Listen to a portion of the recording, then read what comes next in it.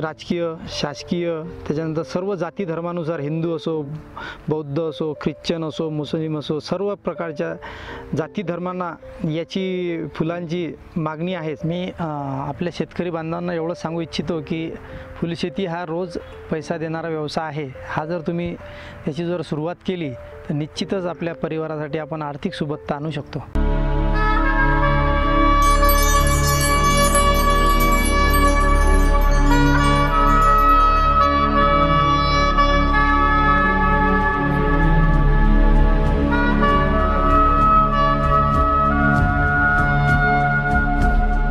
माझं नाव उमेश रमेश फुलारी, राहणार पातूर, तालुका पातूर, जिल्हा अकोला। मी गेल्या 15 वर्षापासून इथे फुलशेती करत आहे। परंतु या फुलशेतीमुळे आज आम्हाला स्वतःची आमची आज एक 50 एकर शेती इथं झालेली आहे आणि स्वतः एक ओळख आमची इथं फुलारी म्हणून ओळख निर्माण झालेली आहे। आमचं तसं पहिलं आडनाव कोरडे म्हणजे सदा कोरडे, परंतु या फुलशेतीमुळे फुलारी झाले असं आडनाव आमचं पडलेलं आहे। या पंचक्रोशीत फुलारी म्हटलं की फुलं शेती करणारे फुलारी अशी एक पातूरमध्ये ओळख आहे। आमचे वडील हे सगळेजण शेतमजुरी करायचे, लोकांच्या कामाला जाऊन डवरे वखरणी सगळे निंदणी खुरपणीची हे कामं करायचे। थोडं बदलत मग गाई म्हशी आणि फुलशेतीची जोड धरून आज आम्ही या फुलशेतीला जवळपास गेल्या 40 वर्षापासून सुरुवात केलेली असून निर्यातक्षम फुलं सुद्धा आम्ही इथे उत्पादित केलेले आहेत। माझ्या पूर्ण 20 एकर शेतीमध्ये 1 एकरमध्ये पॉलीहाऊस आहे, त्याच्यामध्ये 10 गुंठे जरबेरा आहे आणि 20 गुंठे डच गुलाब आहे। त्याचं खत पाणी आणि सगळं ड्रीपद्वारे आम्ही करतो, त्याच्यामुळे आम्हाला मजूरसुद्धा कमी लागतात आणि त्याला सुरुवातीच्या काळाला 1919 052 34 13 045 हे सगळे वॉटर सोल्युबल खतं त्याला आम्ही वापरतो। त्याच्यानंतर त्याला सेंद्रिय कर्बासाठी लेंडी खत आहे, बकऱ्याचं आहे, त्याच्यानंतर जीवामृत आहे, असं सर्व प्रकारचं आम्ही त्याला देतो। जवळपास 20 एकरमध्ये झेंडू 4 एकरवर आहे, ओपन गुलाब जो आहे तो 4 एकरवर आहे, त्याच्यानंतर निशिगंध जो आहे तो 2 एकरवर आहे, लिली 2 एकरवर आहे, गिलार्डिया 3 एकरवर आहे, बिजली 2 एकरवर, असं सगळं आम्ही त्याच्यामध्ये लागवड केलेली आहे। याच्यापासून दररोजचं एक 3 ते 4 हजार रुपये पर डे आमचं इन्कम आहे।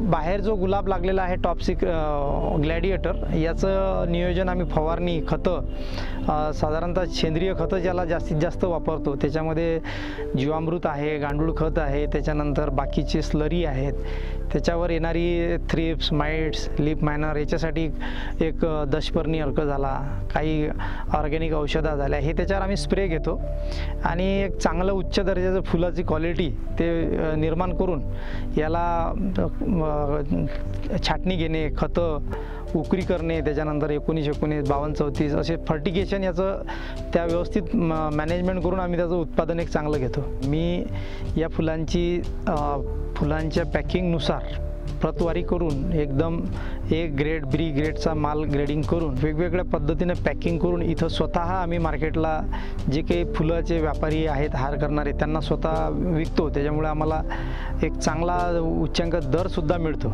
व रोजची रिक्वायरमेंट राहते की बुवा साहेब आम्हाला डच एवढा पाहिजे, जरबेरा एवढा पाहिजे, शेवंती 20 किलो पाहिजे, असे विविध प्रकारचे सीजनल फुलं आम्ही घेत असल्यामुळे आमचं एक उत्पादनाचं चांगलं साधन इथे आम्हाला निर्माण झालेलं आहे। निर्यातक्षम फुलं सुद्धा आम्ही इथे उत्पादित केलेले आहेत। मार्केटची नवीन डिमांड बुके याच्यासाठी मी त्याचं फिलर मटेरियल जे आहे ते डेझी वगैरे हे सर्व पिकांची लागवड केलेली आहे आणि आम्ही इथून जवळपास नागपूर, पुणे, तुमचं हैदराबाद इथं सुद्धा फुलांची फुलं पाठवतो। फुलशेती जवळपास आमची पाहून जवळपास 400 ते 500 एकरवर फुलशेती झालेली आहे, त्याच्यामुळे इथे दुरून व्यापारीसुद्धा येतात आणि एक पातूर या गावी जवळपास 1000 एकरवर फुलशेती लागल्यामुळे चांगला एक रोजगारसुद्धा निर्माण झालेला आहे आणि फुलशेती म्हणजे रोज फुलं तोडणे आणि पाठवणे, त्याच्यामुळे सर्वांची एक आर्थिक परिस्थिती बाकी तूर, सोयाबीन, कपाशी या पिकांपेक्षा फुलशेतीमध्ये चांगलं एक उत्पन्नाचं साधन आमच्या इथं सुरू झालेलं आहे। सुरुवातीला सर्वप्रथम फुलशेती नवीन करणाऱ्या शेतकऱ्यांनी आपल्या परिसरातील बाजारपेठीचा निवड करावी व निवड करत असताना आपल्या बाजारपेठेत कुठल्या प्रकारच्या फुलांची मागणी आहे त्या मागणीवर भर देऊन त्याच जातीची लागवड करावी व आपल्याकडे पाण्याचा उपलब्ध साठा, लाईन व मजूर या सर्व गोष्टींचा विचार करूनच या फुलशेतीकडे वळावे. फुलशेतीमध्ये जवळपास आमचं कसं आहे, हे पारंपरिक बियाणे इथे अवेलेबल आहेत, त्याच्यामुळे काही आधुनिक F1 बियाणेसुद्धा आहेत. तर त्याच्यामध्ये आम्ही सर्वप्रथम कलकत्त्यावरून रोपं मागवतो आणि झेंडूची रोपं मोठ्या प्रमाणात इथं आम्ही तयार करून देतो. आणि त्याच प्रकारे पारंपरिक गिलार्डियाचं बियाणं आमच्याचकडे आहे. त्याच्यानंतर निशिगंध, लिली याची व्यवस्थित आम्ही त्याचं बऱ्याचशा शेतकऱ्यांना माहिती किती बाय कितीवर लागवड करायची, काय करायचं, त्याचं उत्पादन किती येईल, त्याची कुठे बाजारपेठ आहे, असं करून आज माझ्याकडून जवळजवळ 3000 शेतकऱ्यांनी फुलशेतीकडे एक चांगला उपक्रम सुरू केलेला आहे या जवळपासच्या 2 जिल्ह्यामध्ये, अमरावती आणि अकोला.